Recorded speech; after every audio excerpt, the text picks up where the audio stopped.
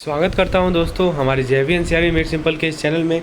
दोस्तों आज हम लोग अपने principle and practices of banking के यूनिट नंबर 19 के थ्योरी पोर्शन को डिस्कस करेंगे, जो कि बेस्ड है grievance redressal and RBI integrated ombudsman scheme 2021।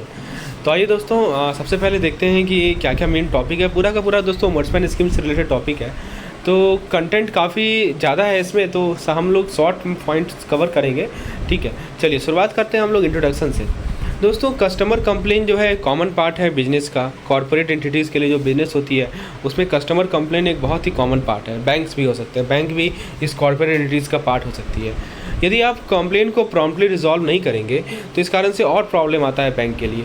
तो आरबीआई ने इनिशिएटिव इंट्रोड्यूस किया है ताकि कस्टमर के ग्रीवियांस रिड्रेसल मैकेनिज्म लाया। कब लाया? जनवरी 2021 में लाया, ताकि कस्टमर ग्रीवियांस रिड्रेसल मैकेनिज्म को स्ट्रेंथन करने के लिए कुछ नए इनिशिएटिव लाएँ। तो बैंक के पास ग्रीवियांस रिड्रेसल पॉलिसीज़ होते हैं जो कि प्रिंसिपल को प्रोवाइड करते हैं कैसे कंप्लेंट को हैंडल किया जाए। बैंकिंग ओम्बड्समैन स्कीम इंट्रोड्यूस किया गया था 1995 में। एक अल्टरनेट मैकेनिज्म था कस्टमर कंप्लेंट के रिगार्डिंग। दोस्तों 2019 में आरबीआई ने कस्टमर कंप्लेंट मैनेजमेंट यानी सीएमएस को इंट्रोड्यूस किया कस्टमर के लिए, ताकि वो कंप्लेंट लॉन्च कर सके बैंकिंग ओम्बड्समैन के साथ। बैंकिंग ओम्बड्समैन होते हैं हमारे बीओ। ठीक है, तो आरबीआई ने क्या इंट्रोड्यूस किया 2019 में? Complaint management system CMS. ठीक है, किसके लिए इंट्रोड्यूस किया था? कस्टमर के लिए इंट्रोड्यूस किया था कंप्लेंट मैनेजमेंट सिस्टम, ताकि वो कंप्लेंट को लॉन्च कर सके बैंकिंग ओम्बड्समैन के साथ। तो सीएमएस के द्वारा कस्टमर जो है कंप्लेंट लॉन्च कर सकते हैं बीओ के पास। सीएमएस जो है 24/7 अवेलेबल है। दोस्तों लेसन को आगे बढ़ाने से पहले हमारे साथ जो नए साथी जुड़े हैं उनको जीआईबी 2023 के पेड प्रोग्राम के बारे में बताना चाहता हूं। बेसिकली यदि आपको एक कंसाइज नोट्स चाहिए एमसीक्यू प्रिपरेशन के लिए, एमसीक्यू को प्रिपेयर करने के लिए दोस्तों आपके पास यदि 150 से 200 एमसीक्यू चाहिए, लगभग 30 यूनिट है तो 6000 एमसीक्यू होंगे आपके पास। तो दोस्तों यदि आपको उसके अलावा मॉक टेस्ट की रिक्वायरमेंट है तो आप हमारे पेड प्लान का हिस्सा बन सकते हैं। हम लोग चारों कंपलसरी सब्जेक्ट को कवर कर रहे हैं आपके जेआईबी प्रिपरेशन के लिए। और दोस्तों जितने भी क्वेश्चंस एक पार्टिकुलर यूनिट से दिए जाते हैं उससे बाहर आने की कोई संभावना ही नहीं है। यदि आप उतना ही क्वेश्चन को 1-2 बार कर लेंगे that is more than sufficient. तो यदि आप इस प्लान के बारे में डिटेल जानकारी चाहते हैं तो आप मुझे इस नंबर पर व्हाट्सएप करें, आपको मैं डिटेल बताऊँगा। धन्यवाद। तो फ्रेंड्स कस्टमर कंप्लेंट की हम लोग बात कर रहे हैं। कस्टमर कंप्लेंट सिस्टम बनाया गया था, सीएमएस बनाया गया था आरबीआई के द्वारा। ठीक है, 2019 से बनाया गया था ताकि कस्टमर के कंप्लेंट को हैंडल किया जा सके।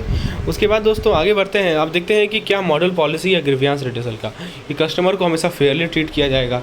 उसके बाद दोस्तों कंप्लेंट जो है कस्टमर रेज कर सकता है, उसे डील किया जाएगा कर्टसी के साथ और टाइमली मैनर में। कस्टमर को इन्फॉर्म किया जाएगा कि कौन कौन से एवेन्यूज़ अवेलेबल हैं ताकि अपने ग्रीवियांस को एस्केलेट कर सकें किसी ऑर्गेनाइजेशन के अंदर, और उनका क्या राइट है अल्टरनेटिव रेमेडीज़ का, ये भी उसे इन्फॉर्म किया जाएगा। Bank will treat all complain effectively. Bank जो है सभी कंप्लेन को इफेक्टिवली और फेयरली ट्रीट करेगी।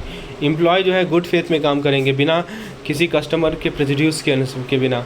एक स्ट्रक्चर ग्रीवियांस रिड्रेसल सिस्टम होगा, सारे ब्रांचेज में होगा, रीजनल ऑफिस में होगा, जनरल ऑफिस में होगा, हेड ऑफिस में होगा, आरओ, जेडओ, एचओ, क्या होगा? Complaints grievance redressal system office. ठीक है, तो इसमें क्या होगा? ये इंश्योर करेगा कि जो रिड्रेसल सॉर्ट किया गया है वो फेयर है और with in the framework of rules and regulation है। जो पॉलिसी डॉक्यूमेंट होगा दोस्तों वो सभी ब्रांचेस में अवेलेबल होगा और सारे एम्प्लॉय को अवेयर बनाया जाएगा इस पॉलिसी डॉक्यूमेंट का कि कैसे कंप्लेन हैंडल किया जाए ताकि कस्टमर सर्विस बढ़ाया जाए, इंप्रूव किया है और ओवरऑल अवेयरनेस बढ़ाया जाए बैंक के अंदर। दोस्तों यदि इंटरनल मशीनरी की बात करें कि इंटरनल मशीनरी क्या है हमारे कस्टमर कंप्लेंट को हैंडल करने का, कस्टमर ग्रीवियांस को हैंडल करने का, ये देखते हैं। तो कस्टमर जो है डिफ़िकल्टी फेस कर सकते हैं, डिससेटिस्फाइड हो सकते हैं ट्रांजैक्शन हैंडलिंग ड्यूरिंग बिजनेस। तो कस्टमर जो है वो उनको अप्रोच चाहिए होता है, कैसे वो दूसरे एग्जीक्यूटिव को अप्रोच करें ताकि अपनी प्रॉब्लम को रिजॉल्व कर सकें। बैंक को एक इंटरनल मशीनरी चाहिए होता है अपने कस्टमर ग्रीवियांस को हैंडल करने के लिए, सिस्टमेटिकली और एफिशिएंटली हैंडल करने के लिए बैंकों को इंटरनल मशीनरी चाहिए होता है। ऐसा मशीनरी बहुत ही ज़रूरी है ताकि गुड्स कस्टमर सर्विस को इंश्योर किया जा सके। प्रोफेशनल और empathetic handling of customer grievance is very important, यानी आप प्रोफेशनल वे में और एम्पैथेटिक वे में कस्टमर ग्रीवियांस को हैंडल करने ये बहुत ज़रूरी है। दोस्तों कस्टमर अवेयरनेस एंड फैसिलिटेशन, तो बैंक अपने कस्टमर को इन्फॉर्म करेंगे कि कैसे कंप्लेन किया जाए, कहाँ किया जाए और किसे अप्रोच किया जाए हेल्प के लिए। ये जो इन्फॉर्मेशन है ये ब्रांच में डिस्प्ले किया जाएगा, बैंक के वेबसाइट पे डिस्प्ले किया जाएगा, वेलकम किट में डिस्प्ले किया जाएगा। ठीक है, ये होता है हमारा कस्टमर अवेयरनेस एंड फैसिलिटेशन। उसके बाद दोस्तों बैंक जो है कंप्लेन सजेशन बॉक्स प्रोवाइड करेगी अपने ऑफिस में और कंप्लेन बॉक्स को रखेगी as per IBA format. Bank के पास अपना एक ऑनलाइन कंप्लेन मैनेजमेंट सिस्टम भी होगा कंप्लेंट फॉर्म जो है वो सभी बैंक के वेबसाइट पे अवेलेबल होगा। उसके बाद नाम, एड्रेस नोडल ऑफिसर का, यानी जो नोडल ऑफिस को डिजिग्नेट किया गया है कंप्लाइंट के एड्रेसल के लिए, कंप्लाइंट एड्रेसल के लिए उसका नाम और उसका ब्रांच, उसका सब कुछ नोटिस किया जाएगा कंप्लेंट फॉर्म पे, ठीक है। उसके बाद दोस्तों जो फर्स्ट पॉइंट ऑफ कांटेक्ट है कंप्लेंट का वो बैंक होगी, और यदि कंप्लेंट को रिजॉल्व नहीं किया जाता है 1 महीने के अंदर तो कस्टमर ओम्बड्समैन के पास जा सकता है। जो कंट्रोलिंग अथॉरिटी होती है ब्रांच की उसे भी दिया जाएगा। Controlling authority of branch should also be given. दोस्तों जो कंप्लाइंट रिड्रेसल मैकेनिज्म है बैंक का वो देखिए। सबसे पहला पॉइंट ऑफ कांटेक्ट है वो है काउंटर स्टाफ। काउंटर स्टाफ को ट्रेन किया जाना चाहिए कि वो कस्टमर के ग्रीवियंस को रिजॉल्व कर ले। यदि काउंटर स्टाफ रिजॉल्व नहीं कर पा रहे हैं इशू को तो ब्रांच मैनेजर उसे हैंडल करे। ब्रांच मैनेजर कंप्लेंट को एनालाइज करेगा और कस्टमर और कंप्लेनेंट को, जिसने कंप्लेंट किया, उसे पर्सनली कांटेक्ट करेगा ताकि इशू को रिजॉल्व किया जा सके। यदि कस्टमर फिर भी सेटिस्फाइड नहीं होता है तो उसे जो है दूसरा ऑप्शन के एडवाइस दिया जा सकता है कि मैटर को यदि ब्रांच लेवल पे रिजॉल्व नहीं किया जा रहा है तो उसे आरओ लेवल पे, जेडो लेवल पे 7 दिनों के अंदर आपको उसको रेफ़र कर देना है, ठीक है। आरओ और जेडो को 7 दिन के अंदर आपको उस मैटर को रेफ़र कर देना है।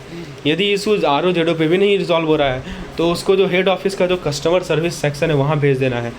अब देखिए, कंप्लेन बैंक ने रिसीव किया, कंप्लेन जो है एप्रोप्रिएट अथॉरिटी को भेजा गया एनालिसिस के लिए, डिसीजन लिया गया कंप्लेन पे, कंप्लेन रिड्रेसल लेटर सेंड किया गया कंप्लेनेंट को, ब्रांच हो, आरओ हो, जेडो हो, उन्होंने उनको इंस्ट्रक्ट किया गया कि ये एक्शन लिया जाए। कस्टमर को राइट के बारे में बताया गया, कैसे आप ओम्बड्समैन को कस्टमर को बताया गया कि हाँ आप ओम्बड्समैन को अप्रोच कर सकते हैं यदि आप फिर भी सेटिस्फाई नहीं होते हैं तो। जो नोडल ऑफिसर हैं अंडर ओम्बड्समैन स्कीम उन्हें बताया गया कि कंप्लेंट जो है 1 महीना के अंदर रिड्रेस नहीं किया गया है। जो नोडल ऑफिसर है उसे अपडेट किया गया स्टेटस के बारे में, कंप्लेंट के स्टेटस के बारे में कि कैसे डील कर सके ओम्बड्समैन मोर इफेक्टिवली। अब बात करें दोस्तों ODR सिस्टम की। ODR क्या होता है? ऑनलाइन डिस्प्यूट रिजोल्यूशन सिस्टम, इसे हम लोग ODR सिस्टम कहते हैं। तो दोस्तों पेमेंट सिस्टम विजन 2021 आया था RBI का, जिसमें हाईलाइट किया गया कि टेक्नोलॉजी ड्रिवन, कस्टमर फ्रेंडली और ट्रांसपेरेंट डिस्प्यूट रिजोल्यूशन सिस्टम का, यानी हमारा जो रिजोल्यूशन सिस्टम हो वो टेक्नोलॉजिकली ड्राइव हो, कस्टमर फ्रेंडली हो और ट्रांसपेरेंट हो। अगस्त 2020 में दोस्तों RBI ने एडवाइस किया कि ऑथराइज पेमेंट सिस्टम ऑपरेटर यानी PSO का फुल फॉर्म याद रखिएगा, पेमेंट सिस्टम ऑपरेटर।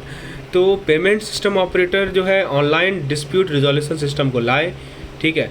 ODR का फुल फॉर्म होता है ऑनलाइन डिस्प्यूट रिजोल्यूशन सिस्टम।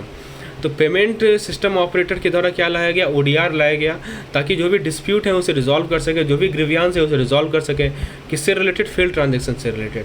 तो ODR क्यों लाया गया था? फेल ट्रांजेक्शन से रिलेटेड जो हमारे डिस्प्यूट्स हैं, जो हमारे ग्रीवियंस है उसे रिजॉल्व करने के लिए अगस्त 2020 में RBI ने एक ऑथराइज पेमेंट ऑपरेटर सिस्टम को बनाया, PSO बनाया, PSO यानी कि पेमेंट सिस्टम ऑपरेटर बनाया, जो कि ODR लाएगा। ODR क्या होता है? Online dispute resolution system. तो ODR को जो है इसके अंदर बहुत तरह के डिस्प्यूट्स और ग्रीवियंसेस को दोस्तों कवर किए गए। यदि ग्रीवियंस जो है 1 महीना तक अनरिजॉल्व रहता है तो कस्टमर जो है RBI के इंटीग्रेटेड ओम्बड्समैन स्कीम में अप्रोच कर सकता है। जो हमारे PSOs हैं यानी हमारे जो पेमेंट सिस्टम ऑपरेटर्स हैं और जो हमारे दूसरे PSPs हैं, वो कस्टमर को ODR सिस्टम का एक्सेस देंगे सभी ट्रांजेक्शन के लिए, चाहे वो ऑनस हो या ऑफस हो। ऑनस ऑफस मैंने बताया था, on us ATM transaction, off us ATM transaction. दोस्तों कस्टमर जो है डिस्प्यूट या ग्रीवियंस जो है बहुत चैनल से लॉन्च कर सकते हैं, जैसे वो IVR के फॉर्म में, मोबाइल एप्लीकेशन के फॉर्म में, call centre, SMS, branches, office, इन सभी के माध्यम से कर सकते हैं। जो हमारा TPAP होता है, थर्ड पार्टी ऐप प्रोवाइडर होता है, वो भी ये एक फैसिलिटी प्रोवाइड करेगा डिस्प्यूट को लॉन्च करने का, ग्रीवियंस को लॉन्च करने का मोबाइल ऐप में, जिसको ODR सिस्टम के साथ इंटीग्रेट किया जाएगा। जो हमारा ऑनलाइन डिस्प्यूट रिजोल्यूशन सिस्टम है वो कैपेबल होना चाहिए कि वो ऑटोमेटिकली फुल डिटेल फेच कर ले, जो भी कस्टमर ने जो भी इन्फॉर्मेशन दिया है उसके बेसिस पर सारा डिटेल, सारा ऑटोमेटिकली फुल डिटेल वो फेच कर ले। कौन फेच कर ले? ODR system. यानी ODR सिस्टम जो है फुल डिटेल फेच कर ले, जो भी कस्टमर ने इन्फॉर्मेशन प्रोवाइड किया है उसके बेसिस पे पूरा डिटेल ODR सिस्टम फेच कर ले। जो डेटा कॉन्फिडेंशियलिटी है उसे ध्यान में रखना है। कस्टमर को एक फैसिलिटी दिया जाना चाहिए कि अपनी ग्रीवियंस के स्टेटस को ट्रैक कर सके। जो हमारे अनऑथराइज इलेक्ट्रॉनिक ट्रांजेक्शन होते हैं उसका कंप्लेन कैसे किया जाए। मान लीजिए कि अनऑथराइज इलेक्ट्रॉनिक ट्रांजेक्शन है, उसका कंप्लेन क्या है? तो दोस्तों SMS और ईमेल अलर्ट अलाउ किया जाए कस्टमर को, ताकि वो ऑब्जेक्शन को रेज कर सके किसी इलेक्ट्रॉनिक बैंकिंग ट्रांजेक्शन का। एक डायरेक्ट लिंक दिया जाए कंप्लेन को लॉन्च करने का, खासकर अनऑथराइज इलेक्ट्रिकल ट्रांजेक्शन का, ये बैंक की वेबसाइट पे होना चाहिए। मतलब कस्टमर को इमीडिएट ऑटो एक्नॉलेजमेंट मिलना चाहिए रेफरेंस नंबर के साथ उनके कंप्लेन का। जैसे कंप्लेन रजिस्टर किया कस्टमर ने तो उनको एक रेफरेंस नंबर मिलेगा। कम्युनिकेशन सिस्टम को रिकॉर्ड किया जाए, सो कम्युनिकेशन सिस्टम क्या करेगा, रिकॉर्ड करेगा टाइम, डेट ऑफ मैसेज, किस समय पे मैसेज डिलीवरी हुआ, किस समय मैसेज रिसीट हुआ, ये सभी का रिकॉर्ड कम्युनिकेशन सिस्टम करेगा। जो कंप्लेन है उसे तुरंत जो भी बैंक पॉलिसी के द्वारा टाइमलाइन स्पेसिफाई है उसके अंदर रिजॉल्व हो जाना चाहिए और डेट ऑफ रिसीट से 90 दिन तक नहीं जाना चाहिए कंप्लेन। यदि कंप्लेन 90 दिन तक नहीं रिजॉल्व हुआ तो कस्टमर को कॉम्पेंसेट किया जाएगा आरबीआई के नाम से। हम लोग बात करें अनऑथराइज इलेक्ट्रॉनिक ट्रांजेक्शन की कंप्लेन की, ठीक है। तो कस्टमर जो है लॉस सफ़र नहीं करेगा किसी भी अनऑथराइज इलेक्ट्रॉनिक ट्रांजेक्शन के कारण, ठीक है। तो मैंने आपको स्टेप बाय स्टेप समझाया कि एसएमएस और ईमेल अलर्ट दे देना चाहिए, फिर डायरेक्ट लिंक दे देना चाहिए कैसे कंप्लेन को लॉन्च किया जाए। कम्युनिकेशन सिस्टम को जो वो रिकॉर्ड करेगा टाइम एंड डेट। यदि कंप्लेन 90 दिन के अंदर रिजॉल्व नहीं हुआ तो कस्टमर को कंपेंसेट किया जाएगा अकॉर्डिंग टू आरबीआई नाम। तो आप देख सकते हैं दोस्तों इस पीडीएफ में सब कुछ पॉइंट वाइज लिखा गया है। तो आप यदि गो थ्रू होते जाए पीडीएफ से तो आपको सब कुछ समझ में आता जाएगा। और सिमिलरली वही चीज़ मैं आपको वीडियो के माध्यम से भी समझा रहा हूँ। So if you want such type of plan you can WhatsApp me on number shown on the screen. Now दोस्तों कैसे हम ग्रीवियंस रिड्यूसल मैकेनिज्म को स्ट्रेंथन करें किसी बैंक में। तो जो हमारे बोर्ड ऑफ डायरेक्टर होते हैं वो एक इंटरनल मैकेनिज्म इस्टेब्लिश करेंगे कैसे डिस्प्यूट को रिजॉल्व किया जाए लोन से रिलेटेड, यानी लोन से रिलेटेड जो डिस्प्यूट्स हैं उसे रिजॉल्व करने के लिए बोर्ड ऑफ डायरेक्टर एक मैकेनिज्म बनाएंगे। जो डिस्प्यूट लैंडिंग रीजन से आता है उसे सुने, उसे रिजॉल्व कर ले नेक्स्ट हायर लेवल पे, यानी आप उसे एस्केलेट करें। जो हमारा फेयर प्रैक्टिस कोड का कॉम्प्लाइंस है और जो हमारा ग्रीवियंस रिड्यूसल मैकेनिज्म का फंक्शनिंग है उसे पीरियडिकली रिव्यू करें। दोस्तों जनवरी 2021 में आरबीआई ने एक कॉम्प्रिहेंसिव फ्रेमवर्क इम्प्लीमेंट किया ताकि स्ट्रेंथन कर सके और ग्रीवियंस रिड्यूसल मैकेनिज्म की एफिकेसी को इम्प्रूव कर सके। ये कब किया दोस्तों, जनवरी 2021 में। जनवरी 2021 में आरबीआई ने क्या किया, एक कॉम्प्रिहेंसिव फ्रेमवर्क को इम्प्लीमेंट किया, ठीक है, so as to strengthen and improve the efficacy of grievance redressal mechanism of bank. तो ग्रीवियंस रिड्यूसल मैकेनिज्म जो था बैंक का उसकी एफिशिएंसी को बढ़ाने के लिए, इम्प्रूव करने के लिए आरबीआई ने एक कॉम्प्रिहेंसिव फ्रेमवर्क बनाया, ठीक है। अब इस कॉम्प्रिहेंसिव फ्रेमवर्क के अंदर क्या था, इन्हांस डिस्क्लोजर था बैंकों के द्वारा अपने कस्टमर कंप्लेन का, ठीक है। तो ये कॉम्प्रिहेंसिव फ्रेमवर्क जनवरी 2021 से बनाया गया। अब दोस्तों इस फ्रेमवर्क के अंदर पूरा बैंक का डिस्क्लोजर है कस्टमर कंप्लेन पे, कॉस्ट ऑफ रिड्यूसल को रिकवर करने का है, ठीक है। और दोस्तों उसके बाद जो सुपरवाइजरी एक्शन है वो बैंक के अगेंस्ट लिया जाएगा यदि वो अपने रिड्यूसल मैकेनिज्म को इम्प्रूव नहीं करते हैं, टाइमली कंप्लेन को नहीं रिजॉल्व करते हैं। दोस्तों आरबीआई ने रिकमेंड किया कि बैंक जो है अपने स्टेटमेंट ऑफ कंप्लेन को डिस्क्लोज करे और जो कंप्लेन का एनालिसिस है वो डिस्क्लोज करे, ठीक है, बिफोर देयर बोर्ड, अपने बोर्ड के सामने, ठीक है, और अपने कस्टमर सर्विस कमेटी के सामने।